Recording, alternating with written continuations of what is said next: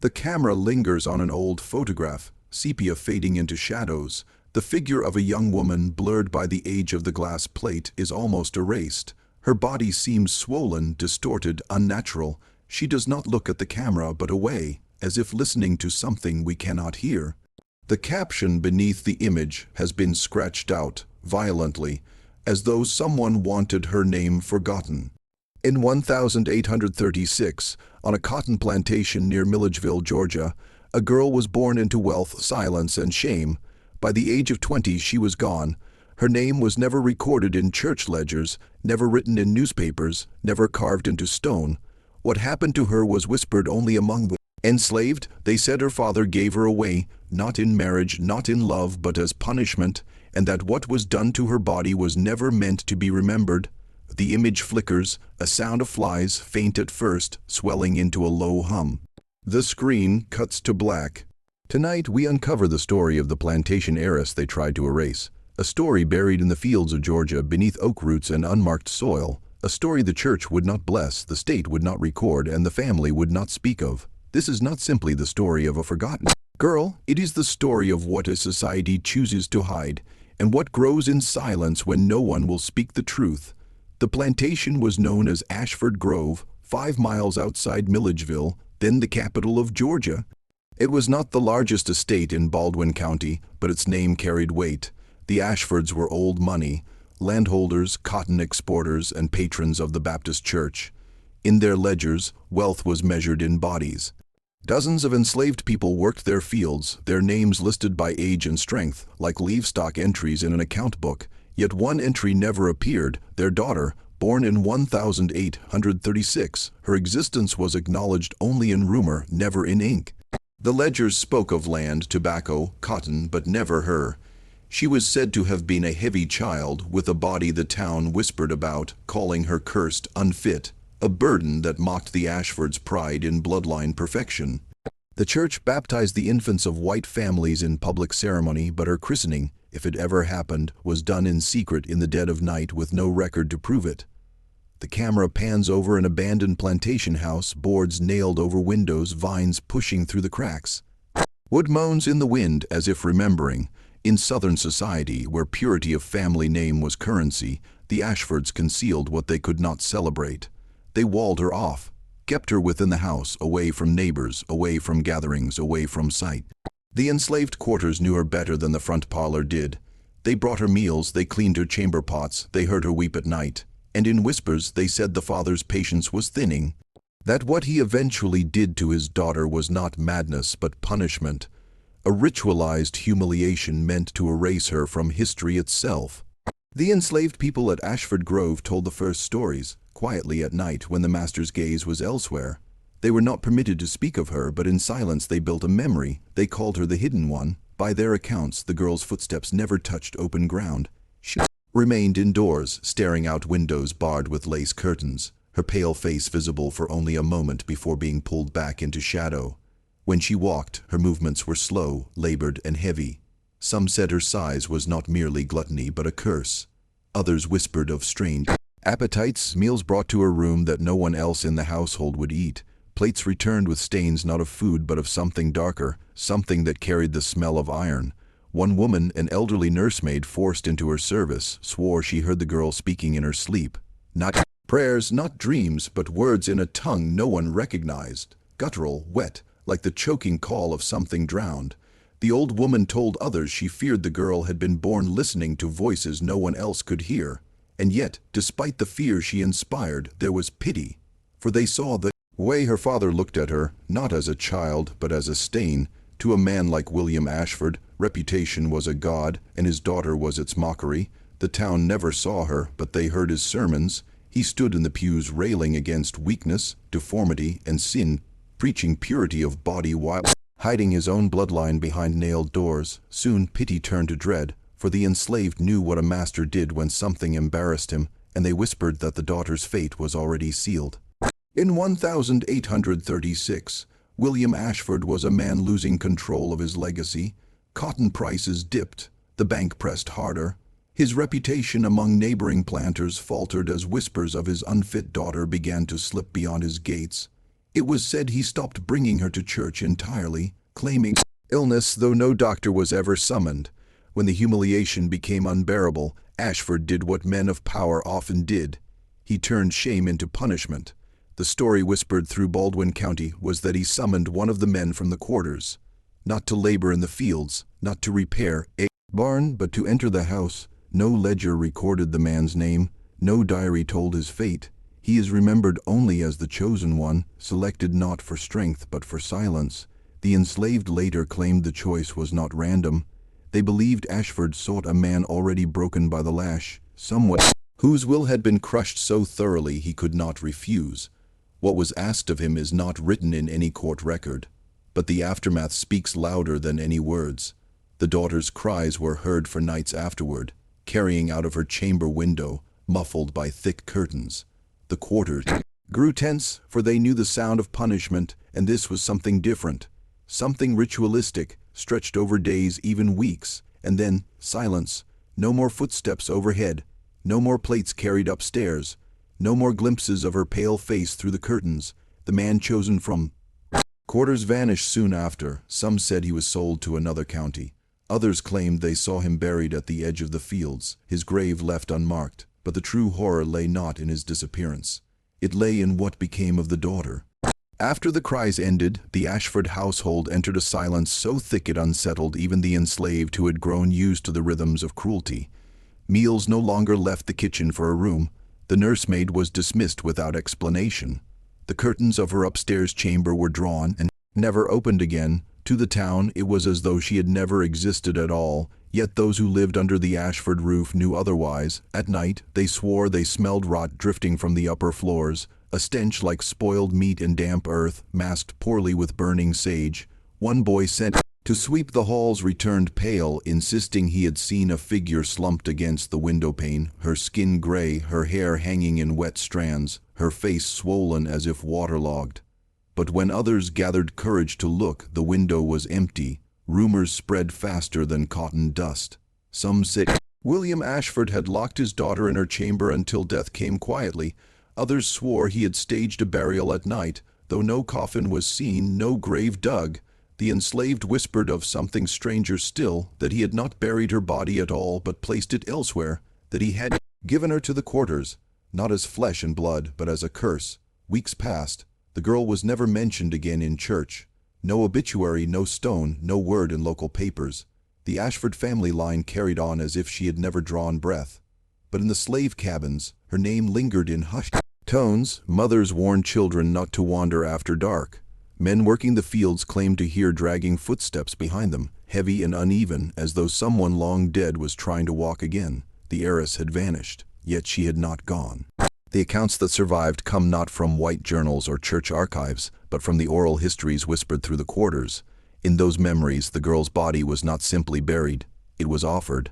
They said William Ashford, consumed by rage and humiliation, ordered her remains carried from the big house under cover of night, but rather than a coffin, she was placed in a crude wooden trough, the kind used for feeding hogs. 4 enslaved men were forced to carry it into the dark fields, led not by a preacher, but by Ashford himself, holding a lantern in one hand and a whip in the other. Where they stopped is uncertain. Some claimed it was near the pecan grove where roots grew thick and twisted like grasping hands. Others swore it was by the swamp at the edge of the property where the ground swallowed whatever touched it. Wherever it was, the story remains the same. She was not laid in consecrated earth. Her body was left exposed, her flesh given to the night. The men who returned from that journey never spoke of it again. Their silence was interpreted as terror. But within the quarters, mothers repeated the warning, do not answer if you hear her voice at night. Do not look if you see her shadow. She is not gone. She was given to us, and soon signs began. Chickens gutted in the morning, their entrails arranged like symbols no one claimed to draw. Infants waking in the night, screaming at something unseen. Men in the fields glancing over their shoulders, swearing they heard the drag of heavy steps, the sound of breath wheezing through a throat too swollen to speak. The heiress had not been buried, she had been bound to the land itself. After the night she was carried into the fields, Ashford Grove began to sour. Cotton stalks, once tall and white as snow, withered in strange patches. The soil turned black, as if something bled beneath it. Horses refused to walk near the pecan grove, eyes rolling, nostrils flaring at what their masters could not see. Inside the house the rot was worse. The walls wept with mildew despite fresh lime wash. Mirrors cracked without cause, their surfaces clouding over as though they could not bear to reflect the faces within. Servants swore the air on the second floor was always colder, even in July, as if a damp wind moved there when all windows were shut. The enslaved knew the truth before the Ashfords ever admitted it. They said the girl had not been freed by death, but tethered by her father's cruelty. In giving her to them as punishment, he had ensured her spirit would walk among them, angry, swollen, and unseen. Whispers spread. She was heard dragging herself along the cabin doors at night, her breath heavy, wet, and animal. Mothers told their children to keep still, no matter what voice called their name. A man in the quarters claimed he woke to find a hand pressed against his chest, cold, bloated, and damp, smelling of river water, but the Ashfords did not listen. They thought the silence meant obedience. They mistook fear for forgetting, and in that silence something grew. By the autumn harvest of 1837, nearly half the enslaved children fell sick. Their bodies swelled, their skin blotched, their lungs filled with water though no rain had touched them. The doctor called it dropsy. The quarters knew better. They called it the daughter's curse. The curse did not stay confined to the fields. By the spring of 1838, whispers from Ashford Grove began to reach the pews of First Baptist in Milledgeville. Parishioners noted that the Ashfords' pew sat empty for weeks at a time. When William Ashford did appear, his sermons were louder, more venomous. He railed against sin, against corruption of the flesh, against daughters who defied their fathers. He spoke with spittle flying from his lips, as though trying to drown out the very memory of her with his voice. Yet the congregation noticed something stranger. He never asked for prayers. Not once did he call for the soul of his daughter, nor request her name be entered into the church rolls. Her absence was treated not as grief, but as something unworthy of God's ears. But the enslaved who slipped into the back pews knew more. They had seen the attempts. One night, William Ashford dragged a traveling minister to the plantation, demanding he perform a burial rite over the swamp. The man refused, saying no Christian soil, no Christian body lay there. The records show he left Milledgeville by dawn and never returned. From that night on, townsfolk swore they heard strange bells at Ashford Grove, though no church stood on the land. Low, metallic tolls, drifting on the wind like funeral chimes.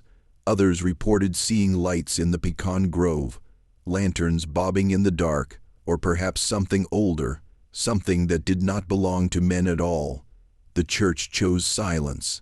They never wrote her name, never held service, never allowed her story to stain the pulpit. But silence was no protection. Soon after, the pastor's wife fell ill, her body swelled, her breath rattled. And when she died, the midwife whispered one phrase no one dared record: "The daughter has come here." 2. By 1839, the whispers of Ashford Grove had spread beyond the plantation. Milledgeville was a town used to cruelty. Cotton wealth was built on it, but this was different. This was not the whip or the auction block. This was something unseen, something that unsettled even those who believed themselves safe behind pews and parlor walls. Merchants spoke of hearing footsteps after closing their shops, slow, dragging, accompanied by the sound of shallow, wet breathing. Housewives hanging laundry near the river swore they saw a pale figure watching from the tree line, swollen face obscured by tangled hair. The figure would vanish if called to, leaving only the smell of stagnant water. At night, children woke screaming. They described the same vision, a woman pressing against the window glass, fogging it with her breath. Some said she mouthed words they could not hear, others that she pounded with hands too soft, too decayed, as though swollen from being submerged. The town's elders called it hysteria. They urged people not to spread rumors of witchcraft or restless spirits. Yet even they began to falter when livestock were found bloated in the fields, bellies split, organs swollen with fluid. The doctor diagnosed disease. The people whispered another name, the hidden daughter. It was then that certain citizens demanded William Ashford act. If he had buried his shame improperly, it was his duty to set it right. He swore nothing was wrong, that his family was whole, that no such daughter had ever existed, but lies rot like flesh, and with every denial the thing they would not name seemed to grow stronger. By midsummer, townsfolk had stopped walking the road past Ashford Grove. They said the air there felt heavy, as though carrying grief too swollen to breathe, and still, at night, the bells were heard.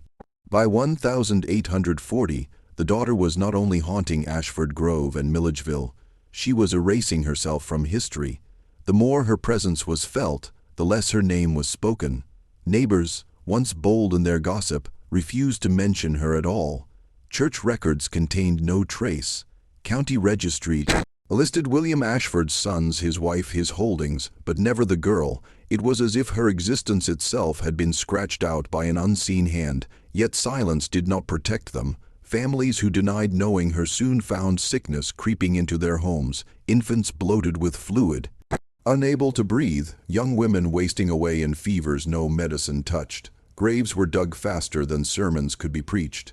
Each death carried the same mark, a swelling, a drowning from within, as though the body itself remembered the heiress who was cast aside.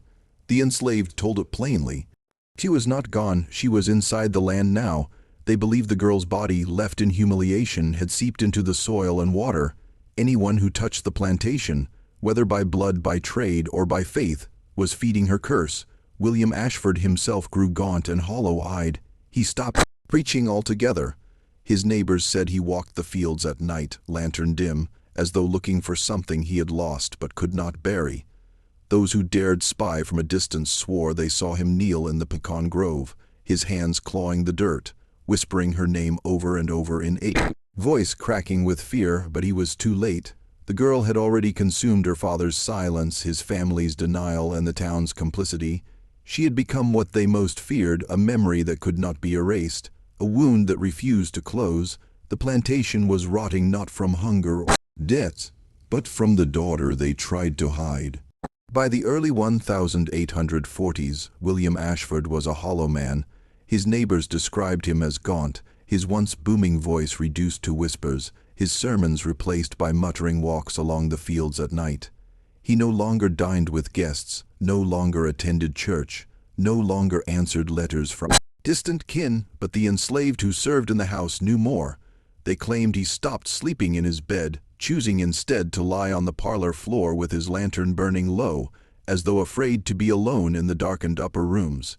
He ordered mirrors removed, convinced that if he glimpsed his reflection, it would not be his own face staring back.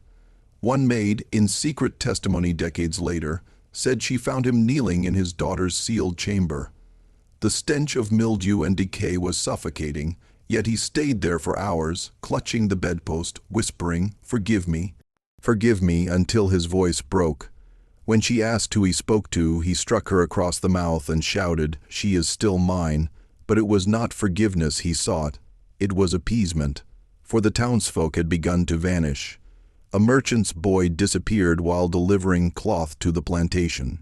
A washerwoman failed to return from collecting linens, their names passed in hushed tones, never written in papers, never investigated by law. The town understood to question was to invite the daughter's attention, and William Ashford, he carried on as though nothing had happened. When asked, he said only, there are debts that must be paid. By 1842, he no longer left Ashford Grove, and those who passed by swore they heard two voices echoing from its halls at night, one broken and pleading, the other heavy, wet, and breathless, like something long drowned, still learning to speak. By 1843, the silence of Milledgeville could no longer hold. Too many were gone, too many names erased with the same precision that had once concealed the Ashford daughter. At first, it was those closest to the plantation, farmhands, washerwomen, errand boys, but soon the vanishings crept into town itself. A schoolgirl walking home from lessons failed to arrive. Her slate was found by the roadside, chalk smeared into illegible symbols as if dragged by a wet hand. A midwife, respected by the community, disappeared during a nighttime visit to a birthing house. The child she was meant to deliver came stillborn, its tiny body swollen with water. The pattern became impossible to deny. Each family touched by the disappearances spoke reluctantly of hearing the same sound before their loss, a knocking at the window late at night, slow and deliberate. When opened, no one was there. Only the smell of stagnant swamp water and sometimes a single handprint left on the sill, wide, bloated, the fingers pressing too deeply into the wood. Yet when pressed for explanation, William Ashford still denied the existence of his daughter. You invent phantoms to excuse weakness, he said. A neighbor who dared confront him But his denial rang hollow, for the neighbor swore Ashford's eyes darted constantly to the tree line, as if expecting something to step forth. Fear settled on the town like rot. Families bolted their windows, but still the knocks came. Churches doubled their sermons, but still the deaths rose. The enslaved spoke openly now. She walks, she will not be forgotten. By 1844, Milledgeville had earned a reputation whispered in surrounding counties, a place where the air itself seemed damp, where footsteps followed travelers on moonless nights, and where the daughter of Ashford Grove was still collecting names. By the winter of 1844, Milledgeville could bear no more. Fear had hollowed the town. People whispered of leaving, of abandoning their homes, but land was not easily surrendered. Instead, they turned to the only weapon they knew, ritual. A group of townsmen, merchants, preachers, and farmers formed what they called a committee of cleansing. It was not sanctioned by the church nor the court. It was born of desperation. They carried lanterns, salt, and Bibles into the night, marching down the dirt road toward Ashford Grove. Their wives wept as they left, as though watching men descend into a grave. The enslaved watched from the quarters as the procession entered the pecan grove. The men formed a circle, read psalms, and scattered salt across the roots. Witnesses swore the night air grew unbearably heavy, as if the trees themselves were bending inward to listen. And then it began. The bells' low metallic tolls rising from nowhere, vibrating in their bones. One man screamed and dropped his lantern, swearing he felt a hand clutch his ankle. Another retched violently, coughing up water though his lips had never touched the swamp. They broke the circle, scattering in panic. By dawn, only 7 of the 12 returned. Their eyes were bloodshot, their clothes damp as if pulled from a river. Not one spoke of what they saw. When pressed, they shook their heads and muttered, "She does not want to be named." 3 bodies were never recovered. Some claimed they fled in terror. Others believed they had been claimed by the daughter, pulled into the soil, into the water, into the silence that bound her. The town's great cleansing had failed. Worse, it had strengthened the legend, for now the people whispered not of a hidden heiress, but of a daughter who could not be driven out by prayer, salt, or scripture, a daughter who belonged not to one family, but to the land itself.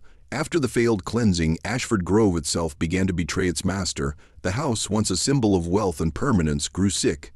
Wooden beams warped though no rain had touched them. Wallpaper peeled in strips, revealing black veins of mold that spread like rot through a corpse. Floorboards bowed as if sagging under invisible weight. Neighbors passing along the road swore they saw shutters banging in windows that were nailed shut. At night, lights flickered in the sealed second floor, though no one dared climb the stairs.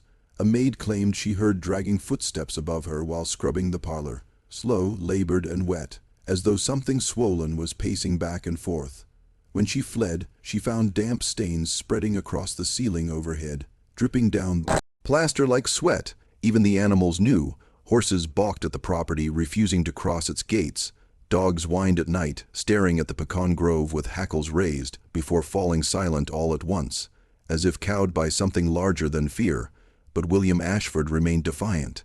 He forbade anyone to speak of his daughter. He threatened punishment for every whisper, yet his own face betrayed him. His cheeks had sunken, his eyes rimmed with red. He walked with the weight of someone listening for footsteps behind him at every moment.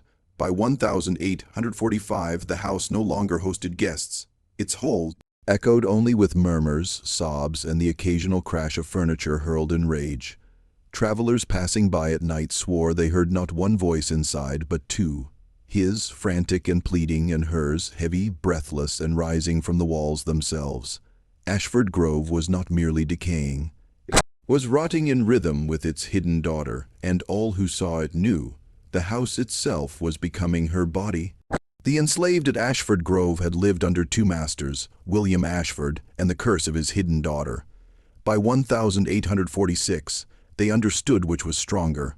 They could endure the lash, but not the nights filled with dragging footsteps, not the infants who bloated in their cradles, not the shadows pressing against their doors, so they whispered plans of their own, not rebellion, at least not the kind the Ashfords feared. This was ritual, a counter-binding. The elders among them remembered older ways, songs carried across the ocean, prayers that were not written in scripture but in the soil itself. They spoke of fire, of circles of ash, of calling names aloud until they burned. One night, when the moon was low and red as blood, they gathered near the swamp. They carried nothing but torches and voices. They began to chant. not in English, not in the tongue of their captor's church, but in the old rhythms that rose from their ancestors' memory. The flames crackled, the voices lifted, they spoke her name aloud, the name Ashford had forbidden, and for a moment the air seemed to tremble. Then came the reply, a voice thick and wet, like lungs filled with water, rising from dark beyond the torches. The ground itself rippled as though something vast and swollen was pushing beneath it. Men dropped their torches, women clutched their children, the chants faltered, the swamp erupted. A figure lurched forward, half seen in the glow, bloated, dragging, hair plastered to a face that no longer resembled the child they once pitied. Her arms reached out, swollen, heavy, as if weighted with stones. The circle broke. The enslaved scattered in terror. Some claimed they felt her hand brush against their backs as they fled.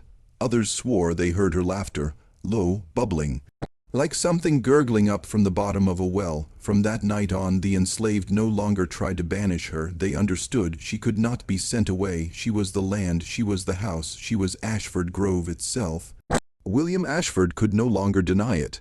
His daughter was not confined to the quarters, nor to the grove. She had seeped into the walls, the fields, the very marrow of the land, and the more he tried to suppress her memory, the more violently she answered. On a night of storm, when thunder broke the sky and rain lashed against the shutters, William staggered through his hall with a lantern in one hand and a pistol in the other.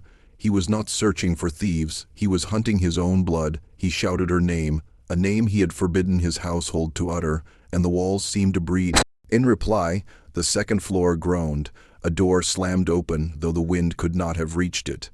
He ascended the staircase, each step trembling beneath his boots, until he stood in the corridor outside her sealed chamber. The lock was rusted. The hinges whined as if in pain. He forced the door. Inside, the air was heavy with rot. The bed sagged under an impossible weight, though no one lay upon it.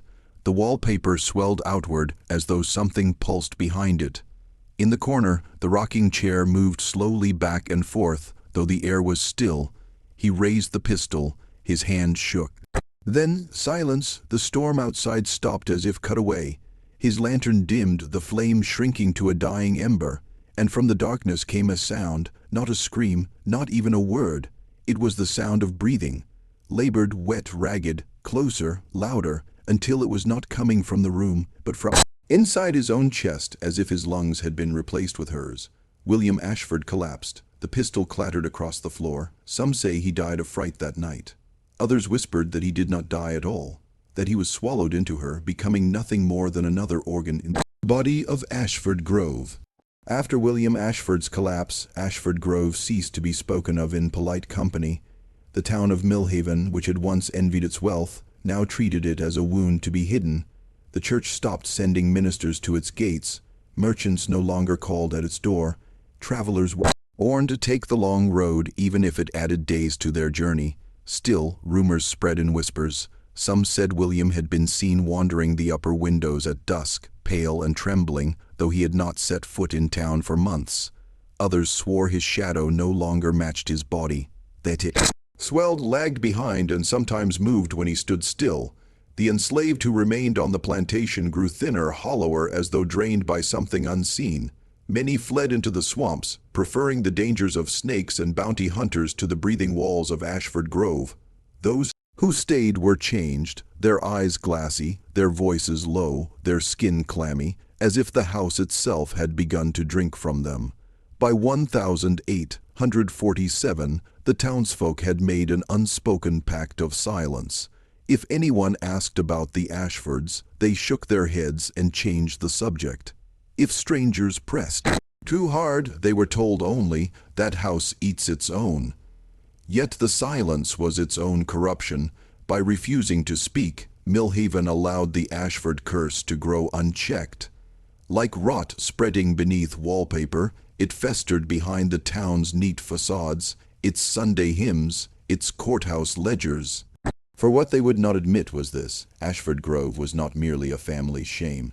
It was the mirror of the town itself. Their silence was its sustenance, their denial its breath. And every night, as the wind rose across the pecan grove, Millhaven could hear her breathing too. By 1848, the silence surrounding Ashford Grove was broken only when outsiders strayed too near, and those who did seldom left unchanged. One spring, a circuit preacher traveling on horseback lost his way in the storm and came upon the plantation gates. He later staggered into Millhaven at dawn. Clothes soaked, eyes bloodshot, his Bible clutched so tightly the leather had torn. When pressed, he muttered only one phrase over and over, "The child is the house is the child." He was never seen again in Georgia. Months later, a pair of peddlers disappeared after boasting in town that they intended to sell wares to the Ashfords. Their wagon was found abandoned along the roadside, its contents scattered as though dropped in panic. The mule was discovered days later, wandering the pecan grove, ribs showing, hair falling out in patches, as if something had fed on it without leaving a mark. But the most chilling account came from a group of children.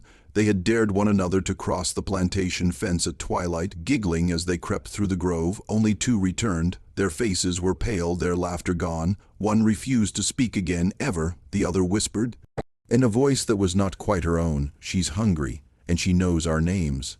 Millhaven tightened its silence. No one tried to cleanse the house again.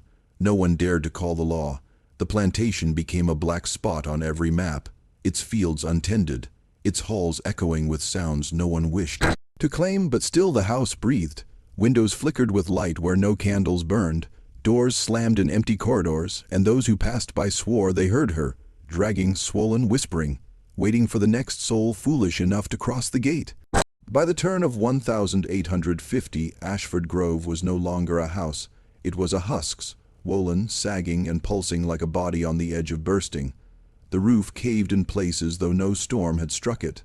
The chimneys bled soot that stained the whitewashed walls like bruises. Windows bulged outward as if something inside pressed against the glass, desperate to be born. The enslaved quarters collapsed one by one, timbers groaning before splitting in silence. No bodies were found, no cries were heard. The room simply emptied, as though those within had been absorbed into the soil beneath. Neighbors whispered of sounds carried on the wind, low moans, wet cracks, a chorus of voices rising in a single breath that never ended. Some claimed the grove itself shifted at night, pecan trees bending toward the main house, roots spreading wide like veins into the earth. William Ashford was last seen at an upstairs window, gaunt and staring, his mouth moving though no sound carried. Weeks later, the window shattered outward though no one had touched it. After that, he was never seen again. Some said he had flung himself into the grove. Others said the house had finally swallowed him whole. Final collapse came quietly. By 1851, Ashford Grove was sealed in on itself. Shutters locked, doors swollen shut, vines curling across the walls like ropes binding a corpse. From the road it looked abandoned, but those who lingered too long swore they saw curtains shift, or a swollen hand pressing faintly against the glass from inside. Millhaven declared it a ruin, a place best forgotten, but the silence carried its own curse, for Ashford Grove had not died. It had only grown patient, its walls breathing, its rooms swollen with secrets, waiting for someone foolish enough to open its doors again. By the mid-19th century, Ashford Grove had slipped into the shadows of history. The plantation stood abandoned, its name erased from ledgers, its story absent from the sermons and town records of Millhaven. Yet silence is not erasure, it is inheritance. The land remained marked. Farmers who later attempted to till its soil spoke of plows breaking against unseen roots. Surveyors reported that compasses spun wildly near the grove, as if the ground itself rejected measure. Travelers continued to glimpse the windows flickering at night, soft, steady, like the pulse of something still alive inside. But the true inheritance was not bound to one plantation. It was carried in the town's silence, in the refusal to speak of what had been done, what had been hidden. Every courthouse oath that swore honesty while concealing brutality, every hymn that sang of purity while turning away from corruption, every polite nod that covered rot. These were the rituals that allowed the Ashford curse to thrive. For Ashford Grove was never only about one family or one house. It was the truth of what festers when shame is buried rather than confessed, when corruption is denied rather than cut out. The swollen daughter was not a monster born of flesh alone. She was a mirror showing the cost of silence, the weight of secrets, the body that a community builds when it chooses to bury its sins rather than face them. Even now, some say if you travel the old roads through Georgia, you may see the Ruins of a plantation house strangled by vines, its windows dark until the moment you pass. And then suddenly one curtain shifts, and in the silence that follows you may hear her breathing, not from the house, not from the grove, from the silence itself.